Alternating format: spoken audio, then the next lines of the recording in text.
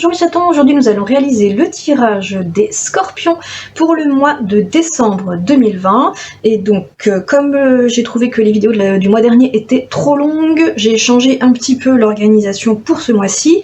Tout est tiré à l'avance de manière à respecter le format ultra court de ces vidéos, qui est donc la ligne éditoriale de cette chaîne. Nous avons en premier ici le tarot des chats mystiques qui nous permettra de déterminer les énergies générales qui seront complétées par le Tanis le Normand.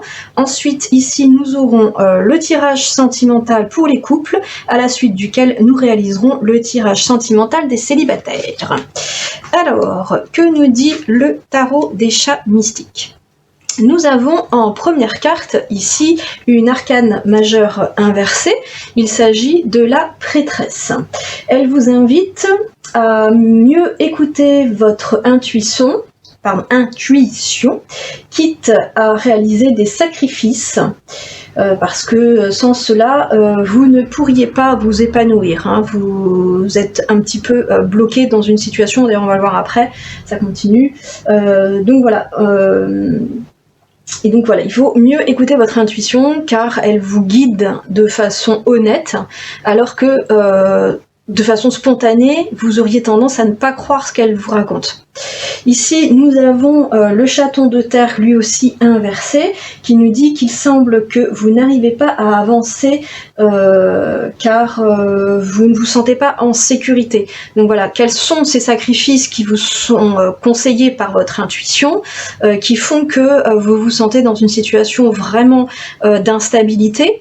Donc c'est la troisième carte qui va vous répondre, c'est le matou de feu qui est inversé. Donc on a ce chat qui passe à travers une série de bougies allumées. Quand il est à l'endroit, elle dit que vous avez gagné en compétence et en dextérité, que vous pouvez traverser n'importe quoi immédiatement. Comme elle est inversée, elle vous dit exactement le contraire. Elle vous dit de prendre du recul pour mieux analyser la situation, car si vous allez trop vite, vous risquez de vous brûler les moustaches avec les flammes. Donc, suivez votre intuition, n'ayez crainte, car vous allez analyser tout ça à froid et trouver les bonnes solutions. Et s'il le faut, n'hésitez pas à demander de l'aide à des proches, à des amis, des personnes qui seraient peut-être non impliquées et qui auraient une vision plus froide de la situation. Voilà ce qui vous est dit dans les énergies générales du tarot des chats mystiques. Ici, nous poursuivons avec le Tanis le Normand, qui vous dit ici qu'il n'est pas impossible qu'en début de mois, vous rencontriez des problèmes d'argent et que du coup, vous vous sentiez peut-être un peu menacé dans votre cocon, votre maison, la zone dans laquelle vous êtes habituellement en sécurité. Et du coup, vous allez avoir des choix à faire pour maintenir l'équilibre nécessaire dans votre vie. Et d'ailleurs, c'est ce qui nous est déjà dit juste avant. Dans la deuxième partie du tirage, ça nous dit que y a des personnes qui piaillent dans votre dos, qui racontent des choses pas forcément très sympathiques. Il est possible que ce soit d'ailleurs des femmes qui se chargent de ce comportement pas très reluisant.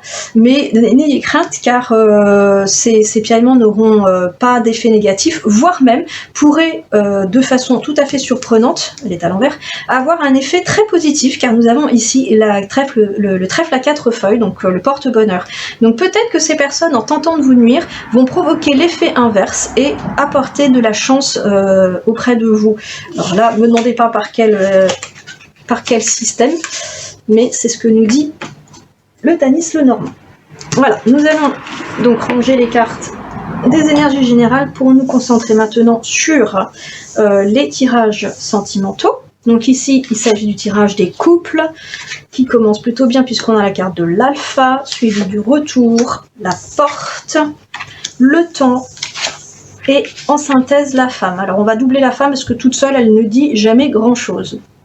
Donc, que nous dit ce tirage ? Il nous dit l'alpha, c'est un nouveau départ. Donc votre couple qui avait peut-être une situation un petit peu compliquée, où l'un de vous deux s'était éloigné de l'autre, va avoir un renouveau, il va être relancé. C'est la carte du retour qui dit que vous revenez l'un vers l'autre si vous vous étiez éloigné émotionnellement, affectivement, socialement. Peut-être l'un était trop pris par son travail ou peut-être par ses loisirs, etc. Vous allez vous retrouver, vous allez ressouder les liens et du coup ça va vous permettre de passer un cap. Voilà, la porte c'est un cap que l'on passe, une difficulté que l'on surmonte. Ici on a la carte du temps qui dit que même si tous ces éléments positifs sont amenés à se produire, ça pourrait prendre du temps parce que on ne s'est pas éloigné sans raison et revenir c'est pas toujours si facile. En synthèse on a la carte de la femme, donc je vais la doubler parce que j'ai besoin de savoir si c'est une femme facilitatrice ou une femme qui va compliquer la situation. Donc on va aller voir ça à la coupe. Donc c'est une personne qui pourrait rendre les choses plus compliquées. On va regarder un petit peu de quoi... non, hop là. Ça va pas. Ok, donc ça c'est un symbole de féminité, de douceur, de lenteur. Donc ce sera pas forcément des épreuves difficiles à surmonter, puisque la carte de l'eau c'est la douceur. Donc ça peut peut-être être une tierce personne qui pourrait vous faire prendre conscience que vous avez subi des épreuves et que malgré tout, la tendresse entre vous est toujours existante et que ça vaut le coup de se redonner une chance, tout comme l'alpha l'indique ici. Donc je pense très sincèrement que c'est une femme facilitatrice, même si sur le coup elle va pas vous paraître facilitatrice parce qu'elle va vous donner l'impression de vous mettre le nez dans le caca. Bon, je sais que la phrase n'est pas très élégante, mais elle pourrait vous mettre face à vos propres contradictions et du coup ce sera pas forcément agréable à entendre ce qu'elle aura à vous dire, mais ça aura un impact positif.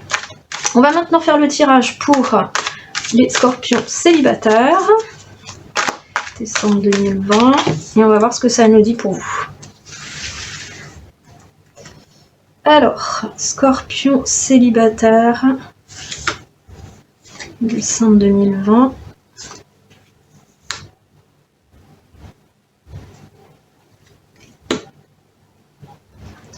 Hop, synthèse. Voyons voir. Et ça va le caillou. Alors, qu'est-ce qu'on a? Le malheur. Le delta. La femme, l'isolement, l'adversaire. Eh ben c'est pas joyeux. Pour ceux qui se sentiraient concernés, j'explique de quoi il en retourne. Il n'est pas impossible que vous ayez récemment entamé une relation vraiment pourrie. Je m'explique. La personne n'est absolument pas disponible.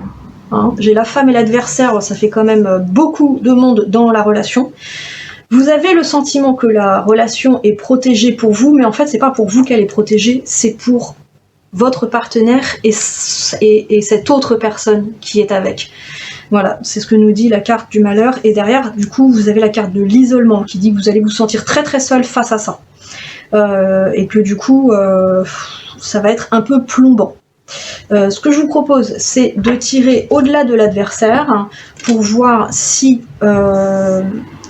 une fois la prise de conscience faite de votre part que cette relation-là n'est pas bonne, si quelque chose de plus réjouissant se présente. En effet, là, vous allez passer un cap. La porte, c'est les transitions. Donc, vous allez passer de cette relation toxique, inadaptée, inadéquate dans votre vie, vers quelque chose de pas beaucoup mieux. Décidément, on vous dit que vous allez de mauvais partenaires en mauvais partenaires. Mais bon, il va falloir passer par là avant d'en arriver à la relation qui vous fera du bien.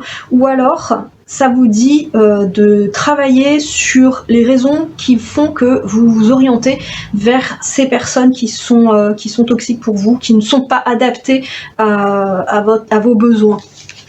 Voilà ce que je ressens en voyant ces cartes-là. Oups là, bien là quoi.